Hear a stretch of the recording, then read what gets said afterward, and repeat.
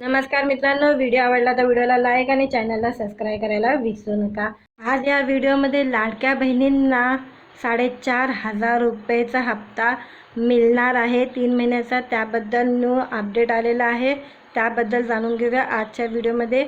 मुख्यमंत्री माझी लाडकी बहीण योजना राज्य सरकारची अत्यंत महत्त्वाकांक्षी व क्रांतिकारी योजना आहे। ही योजना लाडक्या बहिणींसाठी कायमस्वरूपी सुरू राहणार असल्याचा दावा महायुतीकडून सातत्याने करण्यात येत आहे। मात्र गेल्या 3 महिन्यापासून लाडक्या बहिणींना योजनेचा हप्ता मिळालेला नाहीये।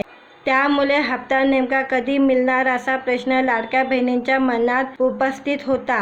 याच हप्त्याच्या संदर्भात आता मोठा अपडेट समोर आलेला आहे। लाडक्या बहीण योजनेच्या लाभार्थी महिलांना मार्च महिन्यापासून हप्ता अद्याप मिळाला नाही। आता मे महिना उजळला आहे आणि अद्याप मार्च महिन्यापासून लाभ रखडला आहे। त्यामुळे हप्त्याचे पैसे नेमके कधी मिळणार असा प्रश्न लाडक्या बहिणींच्या मनात उपस्थित होत आहे।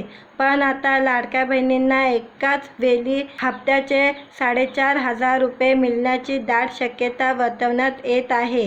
लाडकी बहीण योजनेच्या लाभार्थींच्या तांत्रिक पडताळणीचे काम सध्या सुरू आहे। ही पडताळणी पूर्ण झाल्यावर लाडक्या बहिणींच्या खात्यात थेट पैसे जमा केले जाणार आहे।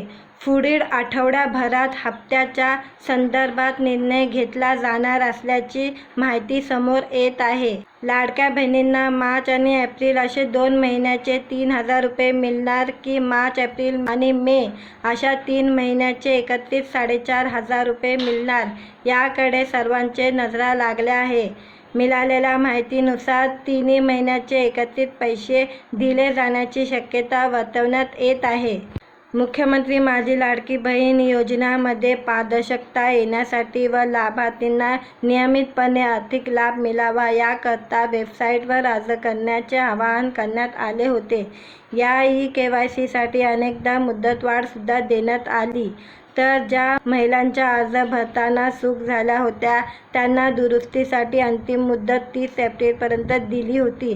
आता ज्या महिलांनी आपला ई-केवायसी प्रक्रिया पूर्ण केली आहे आणि ज्या महिला निष्काळ बसतात अशा महिलांना पुढचा हप्ता मिळणार आहे। सरकारी अधिकाऱ्यांच्या म्हणण्यानुसार पडताळणी प्रक्रियेतून वगळण्यात आलेल्या सुमारे 65 लाख लाभार्थींकडून निधी वसुली करण्याची तयारी सुरू आहे। अधिकाऱ्यांचे म्हणणे आहे की जेव्हा शक्य असेल तेव्हा अपात्र व्यक्तीकडून निधी वसुली केली जाईल। मित्रांनो, व्हिडिओ आवडला तर व्हिडिओला लाईक आणि चॅनलला सबस्क्राईब करायला विसरू नका।